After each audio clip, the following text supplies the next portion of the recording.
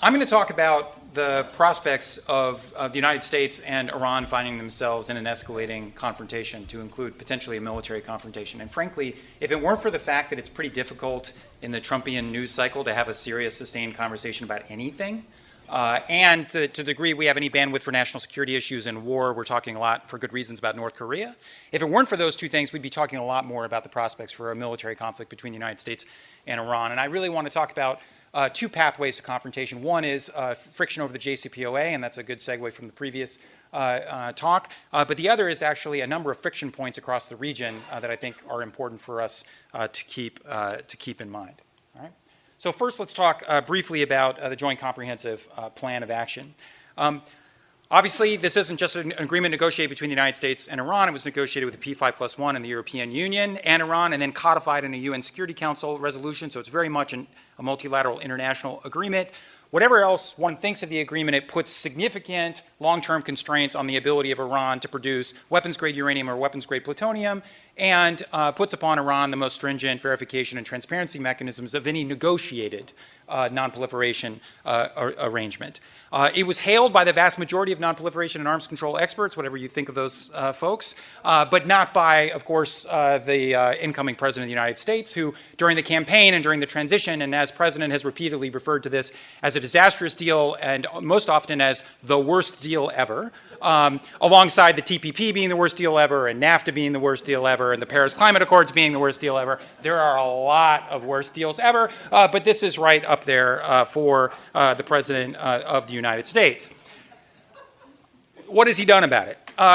So Congress, largely to check President Obama and what they presume to be a President Clinton coming in, passed some legislation in the summer of 2015 called INARA, the Iran Nuclear Agreement Review Act, which requires the President of the United States every 90 days to certify that Iran is complying with the agreement and that it remains in the national interest of the United States, and every 120 days to waive the nuclear-related sanctions as called for under the agreement. Trump hates both of these requirements because it requires him every 90 and 120 days, and they're off sequence, to basically sign something or be seen as validating Obama's Iran deal. All right? He hates this. He's told his advisors repeatedly he doesn't want to do it, and so last October he decertified the Iran deal. He refused to acknowledge that the sanctions relief was proportional to the benefits we were getting from the deal. That triggered a 60-day period where Congress could have, on an expedited basis, reimposed nuclear-related sanctions. Congress decided not to do that. Next up was a decision by Trump in January of this year as to whether to re-waive the sanctions. And the president basically said, I will do it, but this is the last time. That unless Congress and the Europeans work together to fix the deal, I will kill it. I'll walk away from our obligations under the deal. By the way, that clock is ticking. The next sanctions waivers are due on May 12th, which for those of you who pay attention to the Middle East is also the day of the Iraqi elections, so it's going to be awesome. And 2 days later, we open the embassy in Jerusalem. Awesome. And the day after that, it's Ramadan. Awesome. So it's going to be a great time in the Middle East in May. Stay in and around Palo Alto is my recommendation. In any case, what Trump wants Congress and Europe to fix are three big issues that he calls disastrous flaws with the agreement. One is the sunset provisions, which allows the constraints, especially on uranium enrichment, to start falling away at years 10 and 15 of the deal. And the criticism being that after that point, Iran can build an industrial scale enrichment capacity that would shrink the breakout time for producing weapons-grade uranium to a very low level. The second thing they want to do is have a side agreement on ballistic missiles, especially long-range ballistic missiles, and the possibility of an intercontinental ballistic missile that could deploy a nuclear weapon down the road. And the third is to ensure that the IAEA has true anytime, anywhere inspections to include on Iranian military facilities. Essentially, I think the Europeans and the State Department are trying to work around the president to do the bare minimum that would allow the president a face-saving measure to continue to waive the sanctions. It's going to be really tough for them to get there. I think they can probably get an agreement on missiles of some kind. They may be able to get an agreement that basically says the IAEA should be able to go wherever the IAEA wants, which they're allowed to do under the JCPOA anyway, and maybe that's a fudge factor that can get slipped by the president.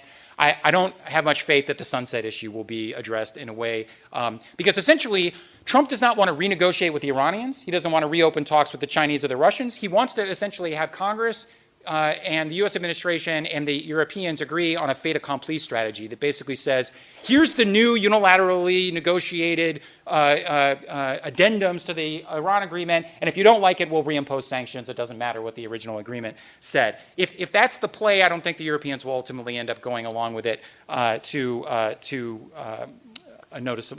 sufficient degree. So that means we're approaching, I think, a train wreck on the JCPOA. I hope not, but I think we could be. Then the question is, what does Iran do? Iran has essentially signaled, I think for the reasons that you just heard, that they'll stick with the deal as long as they continue to get benefits of the deal, which largely means the rest of the P5 So that's not good. All right. But it's not the only potential set of pathways for military confrontation. There's also a bunch of stuff going on in the Middle East right now, a bunch of friction points where the United States and Iran find themselves backing different partners and proxy forces, and also themselves having their own forces in very close proximity to one another in very confusing and complex battle spaces. So let me mention four. There are more than four, but let me mention the four that keep me up the most at night. The first is the Mid-Euphrates River Valley. This is, anybody know who this guy is? Qasem Soleimani, head of the IRGC Quds Force, most powerful man in the Middle East. He can do more with $5 billion than we can do with $600 billion, apparently. But this is him hanging out with a number of pro-Iranian militia and advisors at the Abu Kamal crossing point between Syria and Iraq. Essentially, about 98% of the territory that ISIS used to control in Iraq and Syria has now been taken back. The territorial caliphate has been smashed, but the 2% of it is all here in the Mid-Euphrates River Valley between Deir ez-Zor, which is about here, and the Abu Kamal border crossing. So there are a few thousand ISIS fighters spread throughout towns and villages here. Here's the rub. The United States and the coalition of Arabs and Kurds called the Syrian Democratic Forces control all of this, essentially everything east of the Euphrates River. And the axis of Assad controls the other side of the river. And the problem is there's some strategic oil and gas resources on the wrong side of the river if you're Bashar al-Assad or if you're a Russian mercenary organization that could get a cut of one of these facilities if you seize it. And so there's a scramble in that sense to seize the territory in this space, and it's bringing us and the Iranians and the Russians and Assad's forces in very close proximity. So in the last year, you've had the Americans downing some Iranian drones that were probing U.S.-backed forces down in this part of Syria. And then, of course, 3 weeks ago, you had Assad-backed militia backed by probably 100 Russian mercenaries or more that crossed the river and tried to seize one of these facilities, and the Americans retaliated, killing maybe as many as 200 pro-Assad forces, to include scores of Russian mercenaries. And there's no reason why that can't happen again, but with Iranians involved. Okay, so the Mid-Euphrates River Valley is a problem. The second area that's a problem is southwestern Syria across the Golan frontier. And if you're wondering what this picture is, that's an image of the debris of the Israeli F-16 that was shot down a couple of weeks ago by Syrian anti-aircraft fire. So back to the map here. Essentially what the Israelis and the Trump administration, I think for good reason, worry about is the degree to which Iran has been able to set up camp and deepen its tentacles all across Syria as a consequence of the support they provided Assad during the war. All of these red dots are Iranian facilities or bases at which Iran or its proxy forces have forces inside of Syria. By the way, the drone that was launched essentially came from here. So about 2 weeks ago, the Iranians sent a drone into Israeli airspace. According to reports, this was a reverse-engineered American drone. You might remember in 2011, the Iranians captured a downed American drone. They apparently reverse-engineered the stealth drone, but it turns out not to have been very stealthy when they did it. And so the Israelis shot the drone down. The Israelis then retaliated by going all the way into central Syria and bombing the Iranian base from which the drone came there. As the F-16s were coming home, an Israeli jet was shot out of the sky by a Syrian air defense system in southern Syria. It crashed in northern Israel. The Israelis then retaliated by hitting about a dozen targets, about 4 air defense batteries from the Syrians and another 4 Iranian targets on the Syrian side. So things got real. Things only calmed down largely because Vladimir Putin called Bibi Netanyahu and told him to stand down and that they would work on settling things down. And then I think because ultimately the Israelis and the Iranians both have reasons to be somewhat restrained. The Iranians because they don't want to drag the Israelis in and topple Assad at the very moment where it looks like Assad's going to win the civil war. And the Israelis because they don't want a war across their entire northern front that would essentially paralyze the Israeli economy given the hundreds of thousands of rockets that Hezbollah in Lebanon and Iranian forces in Syria can launch and hit infrastructure all throughout Israel. So there's a degree of mutually assured destruction, but it's very tense. And I don't know how many of you were at the Munich Security Conference, but Bibi Netanyahu loves props. Did not bring a cartoon, Wile E. Coyote cartoon bomb this time, but he did bring a piece of the Iranian drone, right? And he held it up and he stared at Javad Zarif, and he said, "Do you recognize this? You should. It's yours. Go back and tell your tyrant masters in Tehran, don't screw with us. Don't test Israel's resolve. And if you hit us again, we're not just going to hit you back in Syria, we'll hit Iran."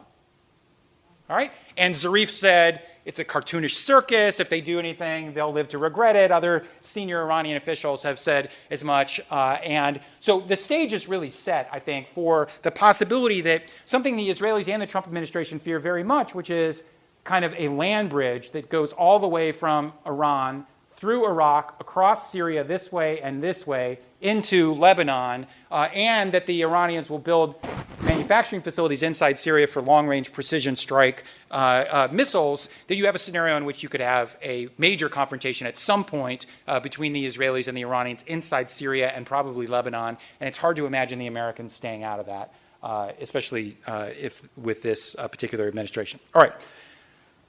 These aren't the only places where stuff could get real, of course. The other place that I think is worth keeping in mind is Iraq.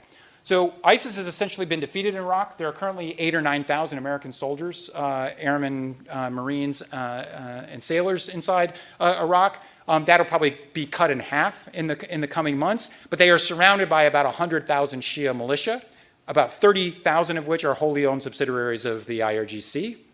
To include groups like Kateb Hezbollah and Asayb al-Haq and the Badr organization and some others.